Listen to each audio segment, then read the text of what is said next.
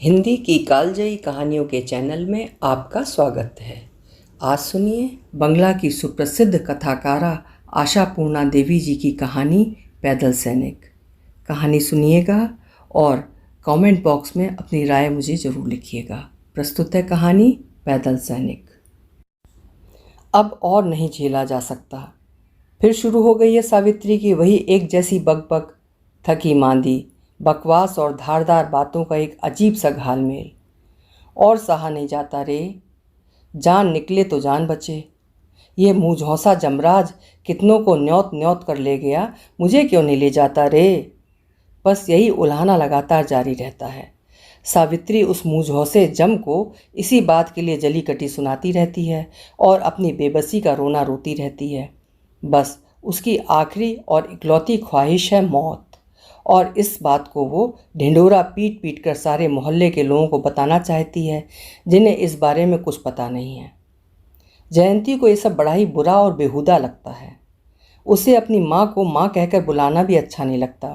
किसी तरह दोनों वक्त का खाना और रात को सोने के लिए मिलने वाली थोड़ी सी जगह के सिवा धीरे धीरे इस घर से उसका सारा लगाव ही जैसे ख़त्म होता चला गया है, और इस जुड़ाव को जानबूझकर ही जयंती ने काट कर फेंक देना चाहा है। उसके पास समय ही कहाँ है कि वो घड़ी देखकर सुबह, दोपहर, शाम और रात चारों वेला घर आकर हाजिरी दे। अपने लिए भी उसके पास समय कहाँ है। लेकिन तो भी समय निकाल कर उसे घर तो आना ही पड़ेगा। अपने घर सारे दिन काम काज में डूबे रहने के बाद और अपने आप को निचोड़ देने के बाद खुद अपनी देह का हाथ पकड़कर ज़बरदस्ती बिछावन पर डाल देने के लिए। और ठीक इसी समय शुरू हो जाती है सावित्री की बकझक, आरोप और अभियोग। इन बातों, दावों और दलीलों का सिलसिला शुरू हुआ नहीं कि दिन भर चलता रहता है।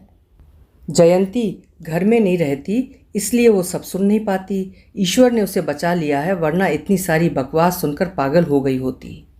घर के 2-4 गिने चुने सदस्यों के लिए खाना और नाश्ते का इंतज़ाम करने और गृहस्थी संभालने में भी सावित्री को इतनी झुंझलाहट होती है, इतनी अकेली हो जाती है। अगर उसके कंधे पर घर भर के लिए खर्चा जुटाने का भार होता तो पता नहीं क्या होता। जयंती को ये सारा कुछ करने के लिए हाड़ तोड़ मेहनत करनी पड़ती है। इस बात को अब तक किसी ने सोचा भी है? माँ की स्नेह भरी दृष्टि से भले ही संभव न हो पाया हो, एक सामान्य प्राणी की दृष्टि से भी क्या सावित्री ये सारा कुछ नहीं देख पाती है? जिस लड़की ने सारी गृहस्थी को खड़ा करने के लिए अपने को पूरी तरह से निचोड़ दिया है, उसके कानों के पास ही ये सारे बेहूदे और बेबुनियाद आरोप लगाए जाते हैं। विशैली फूतकार और चीख पुकार के साथ एक ही सुर में कभी जमराज तो कभी भगवान को बुलाया जाता है।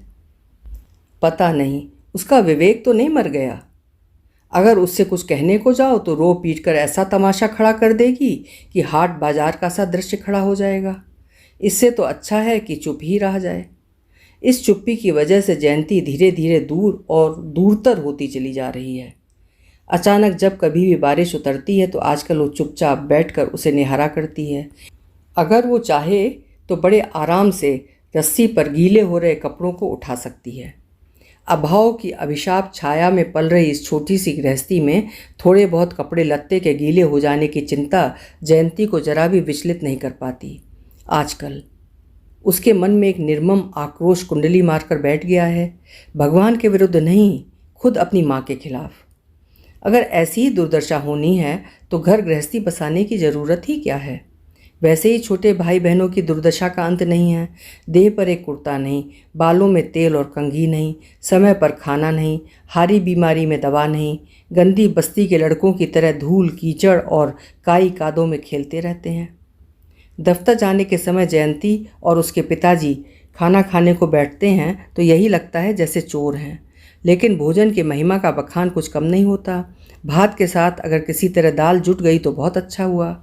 जलती हुई आग की तरह आधा सीझे हुए चावल के दाने और दाल को सामने रखकर शर्मिंदा होने की बात तो दूर, सुबह सुबह भात बनाने में क्या क्या परेशानियां आती हैं, सावित्री उसकी लंबी सूची दोहराती रहती है अपने पति और बेटी के कानों में।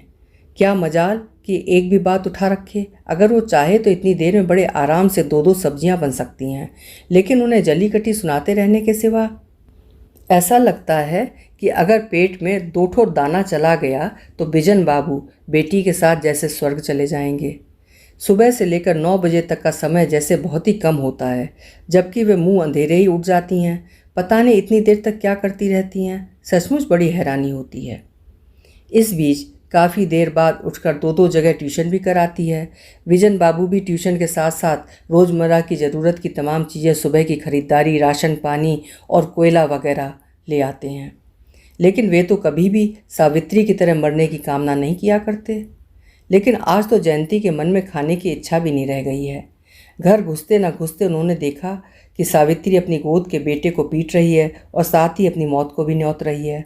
बच्चे ने क्या अपराध किया है, इस बारे में कुछ जान पाना मुश्किल है। क्या बच्चा कुछ बोल या बता पाने की स्थिति में नहीं है? जयंती मन ही मन ये हिसाब लगाती हुई कि 2 साल के एक बच्चे के प्रति आखिर कितना निर्मम होते हुए उसे पीटा जा सकता है, अपने बिछावन पर जाकर पड़ गई। और थोड़ी देर बाद जब छोटी मीनू बड़े जतन से और आहिस्ता आहिस्ता चाय का प्याला रख गई तो उसने उसे धमक दिया, जाकर बोल दे कि मैं कुछ नहीं खाऊंगी, ले जा यहाँ से चाय। अगर कोई दूसरा दिन होता तो रूठने मनाने की एक पाली खेली जाती, लेकिन पता नहीं क्यों आज किसी ने परेशान नहीं किया। करेगा भी कौन? सावित्री के दिमाग का कोई ठिकाना है आज? लेकिन सोने के लिए पड़ जाते ही तो नींद नहीं आ जाती। बिछावन पर पड़े पड़े ही वो सुन रही है सावित्री की चीख पुकार, छोटे भाई बहन का रोना धोना और साथ ही खाना पकाने की छुएक छुएक की आवाज़। बक झक का शोर थमना नहीं चाहता। मुँहजोर सावित्री है कि जमराज से भिड़ी हुई है, सारे देवी देवताओं का उल्हाना सुना रही है और मुँहजोर पति और पढ़ी लिखी कमाऊ बेटी के खिलाफ कमर कसकर खड़ी है। कुल मिलाकर वो सारे संसार और सारी सृष्टि के विरुद्ध अकेली लड़ रही है। वो चिल्ला चिल्ला कर कह रही है, अरे घर गृहस्थी के काम में इतना खर्च हो जाता है, लेकिन 50 पैसे की 2 हाथ लंबी रस्सी कोई नहीं ला सकता मुझे। आखिर क्यों? कोई मुझे रस्सी लाकर दो ताकि इस मुझे संसार से पिंड छूटे मेरा। लेकिन कोई रस्सी लाकर दे भी क्यों? आखिर उसके हाथ में भी तो रस्सी बन जाएगी, तभी तो तिल तिल कर जला रहे हैं मुझे। क्या हुआ फिर आ धमकी खाने को? चल निकल, दूर चली जा मेरी नज़रों से। अच्छी मुसीबत गले पड़ी है, नहीं तो ले खा ले मेरा माता। अगर ऐसी राक्षसी भूख है तो इस दलिद्दर घर में मरने को क्यों आ गई कंगली? सावित्री के मुंह से इसी तरह की बकवास और बेहूदी बातों का गंदा नाला बह रहा है। ऐसी बातों को झेल पाना सचमुच बड़ा मुश्किल है। पिताजी, अब ये सब सहन नहीं होता। जयंती सामने वाले कमरे के सामने आ खड़ी थी। अब तो इस घर में किसी का टिक पाना बड़ा मुश्किल है। बिजन बाबू हैरान होकर उठ बैठे। उन्होंने बेटी के चेहरे की तरफ अचरज भरी दृष्टि से देखा। ये सब सुन सुनकर तुम्हारी कानों में तो गिरह पड़ चुकी है, लेकिन मैं ये सब नहीं झेल सकती। मेरे लिए इस घर में टिक पाना संभव नहीं। मैं यहाँ से चली जाऊँगी। उसका दिमाग दिनों दिन खराब होता जा रहा है। विजन बाबू का स्वर रुंध आया था। वैसे काम भी बहुत बढ़ गया है, नौकरानी भी नहीं आ रही है। जयंती ने आहत स्वर में उत्तर दिया, घर बार चलाते हुए दाल भात सिझा कर रख देना ही दुनिया का सबसे बड़ा काम नहीं है पिताजी। बिना मेहनत होने के भी एक सीमा होती है। आखिर वो कोई पागल नहीं है। विजन बाबू पत्नी की बिगड़ती जा रही आदतों का हवाला देते हुए एक बारगी बुझ गए। बात तो ठीक ही है, आजकल जीना सचमुच दूभर हो गया है। आखिर मैं करूं भी तो क्या? कुछ कहूँगा तो घर कुरुक्षेत्र हो जाएगा। इसी डर से तो मैंने भी होंठ सिल लिए हैं, लेकिन अब नहीं झेला जाता। कुछ ना कुछ करने की ज़रूरत तो है। कोई फ़ायदा नहीं होगा जब तक कि ये नासपीटी विदा ना हो जाए। सावित्री ने आगे जोड़ा, मैं भी क्या करूं? मौत भी तो नहीं ले जाती मुझे। पता नहीं कब जयंती के पीछे आकर खड़ी हो गई थी। दरवाजे की ओट से अंधेरे में से जैसे कुछ फूटा हो। दिन रात तो उसकी दुहाई देती रहती हूँ, लेकिन मुँह झौंसा काना जमराज सुनता कहाँ है। माँ की इस बेबात की बात और बेसिर पैर के झगड़ों से जयंती की देह में आग सी लग जाती है। घृणा, जलन और खींच की मिली जुली कौंध उसकी आंखों में चमक उठती है। लेकिन बिना कुछ कहे वो वहाँ से जाने को हुई कि सावित्री ने उसे पुकार कर कहा, क्यों, बात क्या है? किस खुशी में आज खाना गले नहीं उतरेगा? बहुत ही तीखे स्वर में जयंती ने कुछ ऐसा सुलगता हुआ जवाब दिया कि बारूद धधक उठी। अब इस घर का एक भी दाना गले से उतारने की साध नहीं होती है माँ। क्या क्या बताया? साध नहीं होती? मेरे हाथों का खाना खाने की इच्छा नहीं होती? भला क्यों? जरा मुंह से तो फूटो। तुम लोगों की तरह जूते मुझे डालकर घर से बाहर निकल नहीं पाती, इसलिए ना, है ना? बात ऐसी नहीं अम्मा, लेकिन मैं तुम्हारे हाथ जोड़ती हूँ, आज के लिए मुझे माफ़ करो, मुझे शांति चाहिए, मैं ही यहाँ से चली जाऊँगी। टूटी फूटी जुबान में इस बात को बोलकर जयंती अपने कमरे में वापस आ गई और इस बात का इंतज़ार करती रही कि खिन्न कर देने वाली कोई ज़ोरदार आंधी सी आएगी। लेकिन उसे हैरानी हुई कि सारा घर किसी मंत्र बल से शांत हो गया है। एक ऐसा गहराता चलता फिरता यंत्र जैसे यकायक झटके से बंद हो गया हो। जयंती बिछावन पर यूं ही दुनिया भर की चिंता लिए बेचैन सी पड़ी रही। कल उसके यूनियन की सभा है, सबका यही दबाव है कि वो भी कुछ बोले। अगर वो कोई वक्तव्य न देना चाहे तो लिखित तौर पर ही सही कुछ पढ़ दे। उसका ढांचा रात को ही तैयार करके रखना जरूरी था। अब इस समय इस भरे हुए दिमाग से क्या किया जाए? गनीमत है कल शनिवार का दिन है, शाम को 5 बजे सभा है। इस दौरान प्रारूप तैयार कर लिया जाएगा। अगर संभव हुआ तो सीधे उनके घर ही पहुंच जाएगी। अपने घर में तो लंका कांड चलता ही रहता है। वक्तव्य में रखी जाने वाली 2-4 बातों की और यूनियन के सचिव सलिल सेन ने इशारा तो कर ही दिया था। उनकी राय में स्त्रियों के नेतृत्व में काम कहीं ज़्यादा होता है, इसलिए उन्होंने जयंती से यह आग्रह किया था। उसे जो कुछ कहना था वो सारा कुछ उसके दिमाग में चक्कर काटता रहा। बातें तो सारी वही हैं, बस उन्हें सजा कर रखने का ढंग ही कुछ नया होगा। वही मालिक और मजदूर की लड़ाई, वही स्थापित और विस्थापित, श्रेणीबद्ध और श्रेणी विहीन, सरमायादार और सर्वहारा की एक दूसरे के खिलाफ लड़ाई। सवाल ये है कि आज़ादी की इस लड़ाई में बेहिसाब और बेशुमार सैनिक लड़े और मर मिटे, रसद और कुमक पहुंचाते रहे। क्या उनके जीवन का अंधेरा मिट सका? उन्हें याद रखने की जिम्मेदारी किन पर है? इतिहास के गौरवशाली पृष्ठों पर सोने के अक्षरों में जिनका नाम लिखा होगा, अगली कतार में खड़े सेनापतियों के त्याग और निष्ठा की। ढेर सारी लड़ाइयों और लांछनाओं की कहानी को पढ़ते पढ़ते क्या किसी का ध्यान इन अभागों की ओर जाता भी है? जीवन की लड़ाई में हार गए और अपमानित किए गए पैदल सैनिकों की तरफ? उमड़ते भावों की लंबी चौड़ी दलीलें बघाड़ते चले जा रहे थे वो सज्जन। दिमाग को शांत रखकर और कागज पेंसिल को हाथ में ले इन्हीं बातों को लिखते चले जाने पर ही बात बन सकती थी। लेकिन जब तक दिमाग ठंडा हो तब तक उसे नींद आ गई थी। कैसे घिनौने और बेहूदे माहौल में जयंती को रहना पड़ रहा है, इसे क्या सलिल सेन समझते हैं? आखिर कितनी देर तक सोती रही जयंती? यही कोई 2 घंटे, 10 घंटे या पूरे एक युग तक? ऐसा ना होता तो बिजन बाबू इस तरह के दीन कातर भाव में पुकार क्यों उठते? जया जया बेटी जल्दी उठ, देख तेरी माँ कैसे पड़ी है, हाथ पैर कैसे सुन्न पड़े हैं, मैं जरा डॉक्टर को बुला लूँ? जया उठ बैठो, तेरी माँ हाथ पैर पटक रही है। आखिर ये कैसी भाषा है? आखिर वो क्या कर रही है? जयंती हड़बड़ा कर उठ बैठी और बेवकूफ़ों की तरह ताकती रही। गले में गंजी डालते हुए विजन बाबू रुदे स्वर में बोलते जा रहे थे, और अब डॉक्टर कर भी क्या लेगा? सब खत्म हो गया और अब तक थोड़ी सी भी हरकत नहीं, और नस नाड़ी का तो पता ही नहीं चल रहा। बेटी तू जरा साहस से काम ले और माँ के पास ही बैठ, मैं जरा देख आऊँ डॉक्टर आना चाहेगा भी कि नहीं, भगवान ही जानता है। पानी पीने को उठी और बस गिरकर बेहोश हो गई। मैं तो कुछ समझ ही नहीं पाया। बिजन बाबू जूते डालना तक भूल गए और नंगे पांव बाहर निकल गए। गनीमत थी कि डॉक्टर साहब आ गए थे, लेकिन वे इलाज किसका करते? पत्थर के टुकड़े का भी कहीं इलाज हुआ है? इसी बात पर तो विज्ञान आज तक पराजित है। हाँ, डॉक्टर ने इतना जरूर बता दिया कि सावित्री का रक्तचाप एक बारगी कितना ज़्यादा बढ़ गया था आंकड़ों की सहायता से। सावित्री की दुबली पतली और पीली सी देह में रक्त का दबाव इतना ज़्यादा बढ़ गया था। आखिर कब और कैसे? अचानक फूट पड़े उस रक्त प्रवाह ने दिमाग की नसों और रक्त कोशिकाओं को फाड़ डाला और किसी को, खुद सावित्री तक को कुछ पता नहीं चला। पता चलता तो कोई ना कोई उपाय तो किया ही जाता। अजीब है ये बीमारी। चुपचाप और निरुपाय बैठे रहो और मौत की प्रतीक्षा करते रहो, बस। इधर उधर भागने और हाय तौबा मचाने की ज़रूरत नहीं। अगर ये किसी बड़े घर का मामला होता तो बेवजह ज़मीन आसमान को एक करने का नाटक जारी रहता, लेकिन कंगालों को ये सब करना शोभा नहीं देता। बिछावन के एक किनारे पर पड़े रहने के सिवा बिजन बाबू और कुछ करने की स्थिति में थे भी नहीं। सुबह होने पर एक बार डॉक्टर को खबर दे देंगे और इससे ज़्यादा किया भी क्या जा सकता था। सावित्री की सारी संवेदनाएं मर चुकी हैं, ये सोचकर घर के सारे लोगों की अनुभूतियां खत्म हो गईं। सारी रात जगने के चलते दूसरे दिनों के मुकाबले चाय पीने की इच्छा बिजन बाबू के मन में और अधिक जग गई थी, और यही हाल जयंती का भी था। छोटे बच्चों ने भी उठकर रोना धोना शुरू कर दिया था। आज उनका रोना कल्पना पहले से कहीं ज़्यादा ही था। सारे घर का माहौल सबको बड़ा अजीब सा लग रहा था।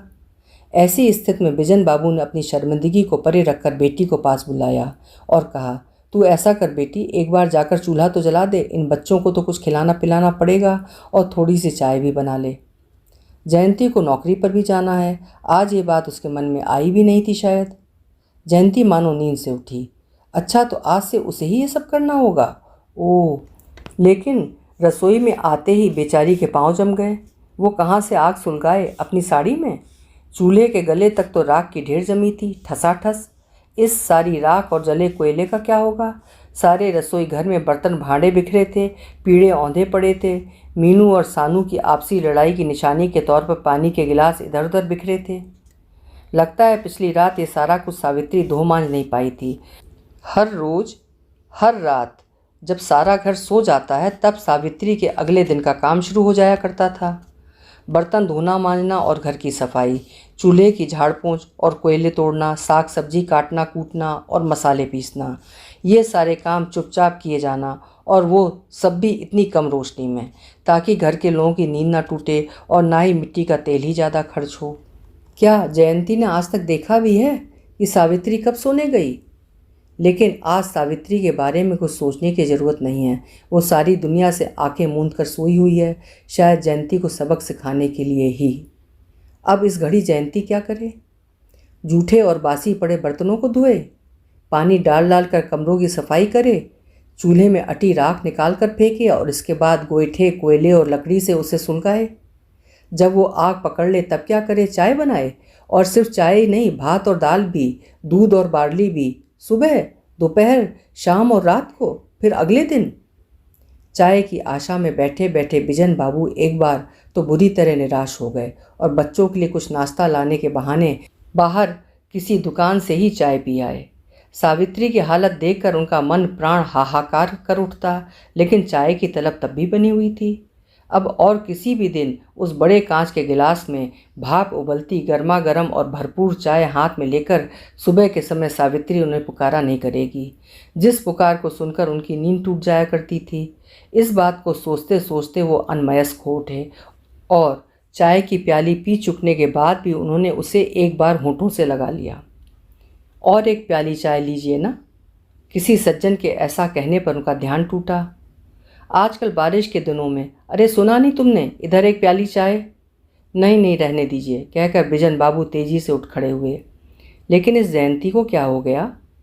मूढ़ी और चना चबेने के बूते पर अपनी भूख दूर भगाने वाले चांदू और खोका ने भात खाने की रट लगा रखी थी।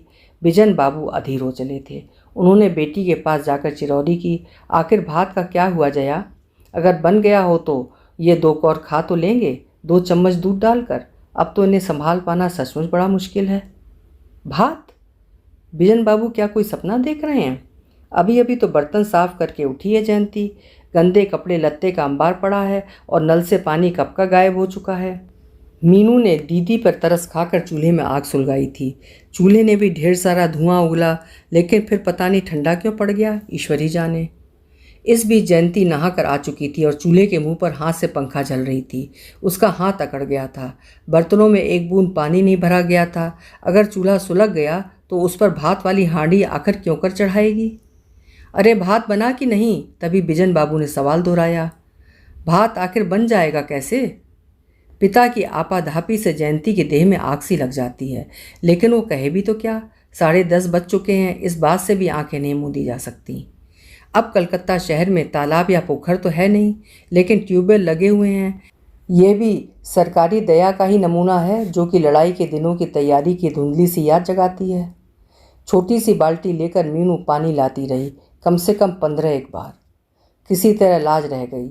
सिर्फ भात और दाल की थाली कटोरी सबके सामने रखते रखते कब और किस तरह दिन के 2 बज गए, इसे जयंती समझ ही नहीं पाई। उसे अपना खाना समाप्त करते करते तो 3 बज जाएंगे। इस तरह फिर सारा रसोई घर धोना होगा, सारे घर में झाड़ू पोछा लगाना बाकी है अभी, घर कल से बासी पड़ा है, बर्तन धोने हैं, दोनों वक्त के कपड़े धोना भी ज़रूरी है जिसका ढेर पड़ा है, साड़ियाँ, कुर्ते, गंजी, कथरी, चीथड़े, दस्ती और न जाने क्या क्या। इन सब के बाद फिर चूल्हे से जूझना, फिर वही भात और दाल। इसके बाद फिर अगले दिन की तैयारी। अगर ऐसा न किया गया तो उसके अगले दिन फिर ऐसी ही हड़बौंग मचेगी और अफरा तफरी होगी और कोई काम समय पर नहीं होगा। काम भी कोई इतना ही नहीं है, और भी ढेर सारे काम हैं जिनके बारे में जयंती कुछ नहीं जानती। कल, आज, कल, फिर परसों, उसके बाद भी आगे और अगले दिनों में भी सावित्री अब कभी भी काम का ये भार अपने कंधों पर नहीं ढो पाएगी। वो अपने पाँवों पर चलकर इन सारे सवालों से जूझ नहीं पाएगी।